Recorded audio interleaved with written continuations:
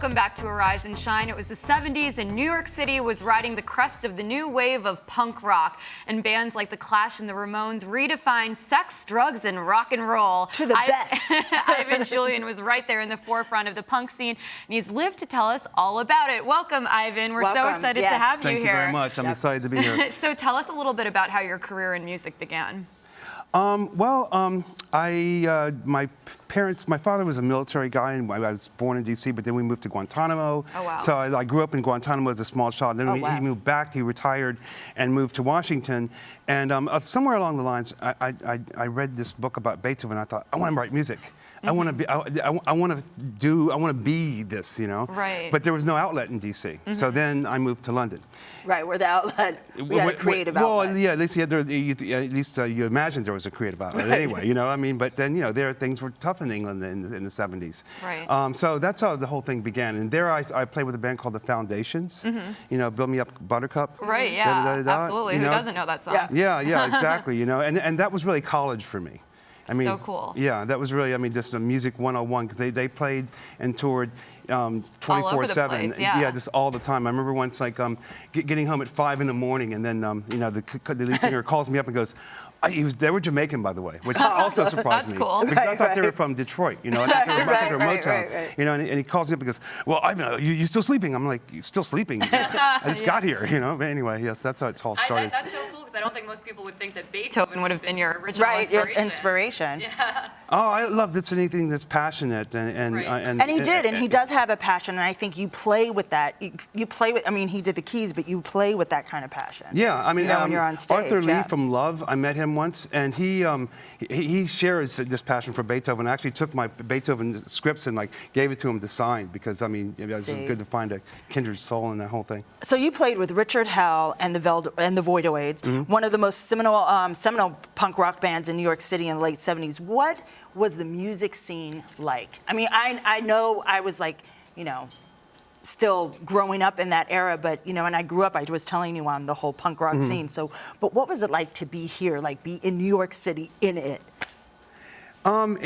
It wasn't by any means glamorous, I can tell you that much. Punk rock, should it be, right? I mean, you know, well, it was a reflection of the city, because I mean, the city was in shambles, the city was broke. Right. 6th Avenue, where all these stores are right now, was completely dead. There was nothing there, no stores. I used to go there for a Sunday stroll and just be completely by myself. But people had come here like a pilgrimage from all over the country, all over the world. For some reason, none of us knew why, really. Right. I mean, we knew we wanted to play music. We knew that wanted to be artists or photographers or writers or anything or something like that. People like Patti Smith. People like Patti Smith. People like Roberta Bailey. You know, these people. People like you know, just.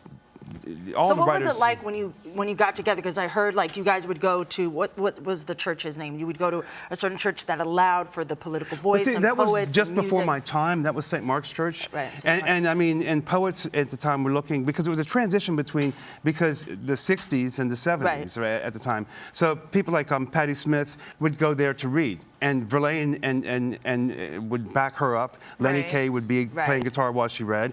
Richard would go there to read. Right. But then they needed a larger venue and a better venue, so then they asked if they could do this at CBGB's, which at the time was a motorcycle club. It was a Hells Angels club, because Hilly was a Hells Angel, the guy who owned the place. Wow. Wow. And so how did the record companies respond to this whole new movement and this new scene?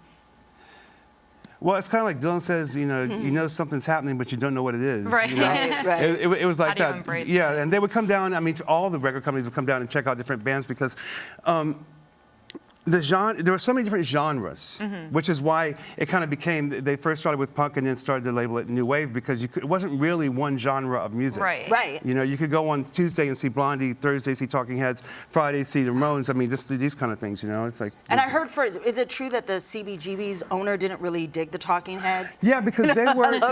There was a demarcation. There was a line, and. The Talking Heads were more the art scene, the downtown art scene below Houston Street, and, you know, playing places like the Kitchen and stuff like that. So, and they wanted to play CB's, and Hilly's just like, no. So, it's really ironic, because they became basically the voice of. What is punk rock? If you were to describe it to someone who doesn't know, what does it mean? What is it? Is it a lifestyle? Is it a movement? What was it? Or what is it? It's always a search, you know, for a new voice, a new way of expressing yourself, you know? Right. I mean, there are a lot of things, fairly contemporary things that I think are punk rock, Right. you know, that aren't necessarily Like punk. what? PJ Harvey, you know? Right. I think Lucinda Williams.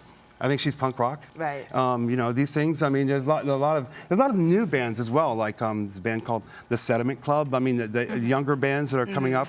That, I mean, it's not under the guise of punk, but like I said, you have to be careful labeling things because Right. Sometimes things can fall under more than yeah, one because category. I mean, if you want to start a punk band and you do it like the Ramones, Right. what you have is a Ramones cover band. Right. Right. You don't have a punk band. Right. Because you have to push yourself. You know? And so tell us about, you also played with The Clash back in their heyday. I mean, what was that like? How did that even happen?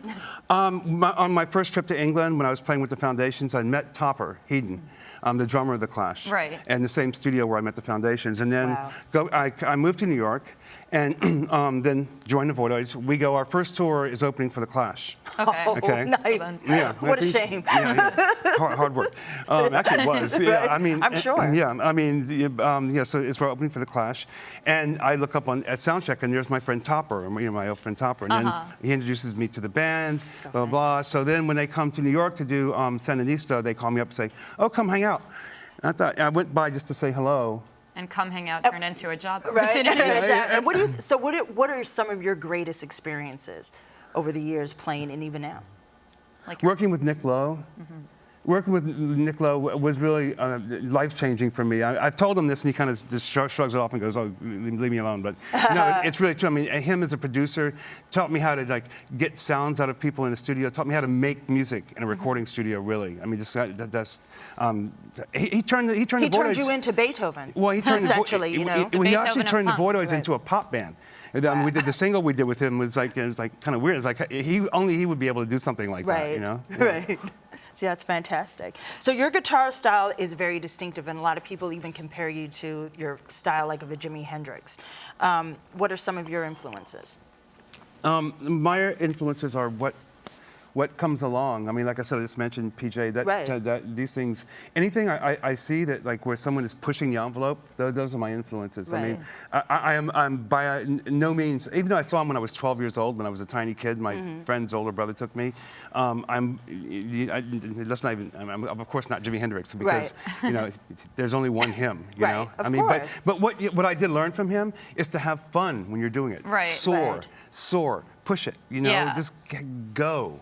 And I love too because you've played jazz, you've played all kinds of music, and what I think is interesting is that I find that punk rock to me is like a different form of jazz. Like there's a different hearing, there's a different tone, and the way jazz was first perceived in terms of crossing boundaries and speaking this truth. Punk was that. Well, you know, jazz, especially bebop and all that, was basically punk rock at the time. And jazz people, I mean, you know, traditional jazz people wanted nothing to do with it. Right. You know, and Charlie Parker had a hard time doing it on the West Coast. And we listened to this stuff. I mean, there's a book called 33 1/3, or a series of books called 33 1/3, and they wrote about the Voidoids. And, you know, and one of the questions they asked is, what was on the jukebox at CBGB's? What were people listening to? I mean, what was inspiring everybody, you know? And we were listening to jazz, we were listening to garage, you know, rock. I mean, we were listening to all kinds of things, And you so know? you even have a song that's named after you, right? A Clash song. Tell us about that. Yeah, well, because when I was there, I was telling them the story of me going to Studio 54 after its heyday. I mean, really after its heyday. And I'd never been there. So I walk just in, wanted to see it, and there's basically no one there. There's no one. It was just me and this bouncer. And the bouncer's like following me around, being threatening. I'm like, you know, there's only me. How much damage can I do? You know? And to what? So I told them the story, and then they wrote this into Ivan Meets G.I. Joe. Oh my gosh, that's amazing. And so what's also cool is you've had this incredible career, you've done so many things, but now you're actually deciding to give back and you're teaching college students, right? Yeah, I teach at New York Film Academy, actually, and I teach sound. I'm like the proctologist and the dentist. Okay? I teach it going in and coming out. Nice. But I mean, you know, and it's fun actually because I mean, for some reason I was thinking about it. Film has kind of formed and shaped my life as well. I mean, it's kind of I love films. I mean, and it's good to teach people that sound is such an important part of filmmaking. Right, you know? absolutely. And they think filmmaking is just having a camera, and it's not. It's that, you know? Yeah. And I'll be honest, at first, when I first did it, I thought, well, this is like performing, but it's like the worst venue in town. But then I thought, no, all you got to do is stand up and say what you know. Right. It's easy. Yeah, you know, right. just I to think stand if up there you and simplify talk. it like that, it makes well, sense. yeah, exactly. You know? And I love it. I love it when like I see a group of students from all over the world that come from every Right. corner of the world.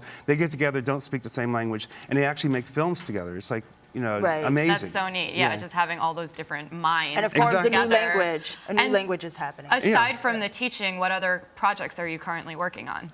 I'm producing this band I mentioned, Sediment Club, in my studio. I have a recording studio downtown, New York Head, and there I produce, mix, master records, and I'm also working on my next record, which I haven't really decided on the name of yet. You Oh, know? cool. And that's where I recorded The Naked Flame as well. So. Well, thank you so much for talking. you're We have back much right. more with you, so stay tuned. Ivan Julian is going to perform right here in the studio, Yay. and that's coming up next. Don't go away. You're watching Arise and Shine.